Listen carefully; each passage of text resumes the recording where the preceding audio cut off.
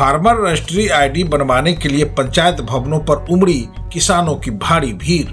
नमस्कार, मैं उपेंद्र मुखिया और आप देख रहे हैं समाचार टाइम्स। सीतामढ़ी जिले के चोरौत प्रखंड क्षेत्र की विभिन्न पंचायतों में इन दिनों किसानों को डिजिटल डेटाबेस से जोड़ने और सरकारी योजनाओं का सीधा लाभ सुनिश्चित करने के लिए फार्मर रजिस्ट्री आईडी बनाने का काम युद्ध स्तर पर चल रहा है।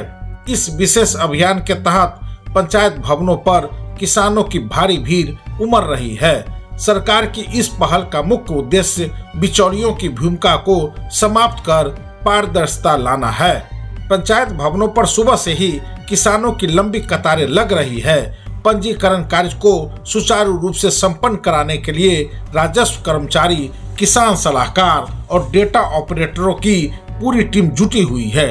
हालांकि इस अभियान के दौरान तकनीकी चुनौतियों का भी सामना करना पड़ रहा है। बार बार सर्वर डाउन होने की समस्या के कारण पंजीकरण की गति धीमी हो रही है, जिससे भीषण ठंड के बीच घंटों इंतजार कर रहे किसानों और काम के दबाव में जुटे कर्मियों को काफी परेशानी हो रही है। किसान सलाहकार संजीव कुमार मिश्रा ने प्रगति रिपोर्ट साझा करते हुए बताया कि प्रखंड में अब तक करीब 400 से अधिक किसानों की आईडी बनाई जा चुकी है। उन्होंने कहा कि यह विशेष कैंप 21 जनवरी तक संचालित किया जाएगा। मिश्रा ने स्पष्ट किया कि पंजीकरण के लिए दस्तावेजों का मिलान अनिवार्य है।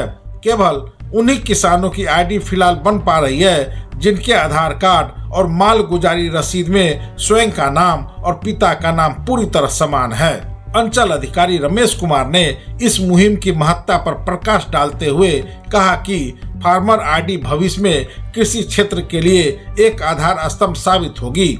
इस आईडी के माध्यम से पीएम किसान सम्मान निधि, बीज अनुदान और अन्य सब्सिडी सीधे किसानों के बैंक खातों में जाएगी। इससे व्यवस्था में पारदर्शिता आएगी और बिचौलियों का हस्तक्षेप पूरी तरह खत्म हो जाएगा।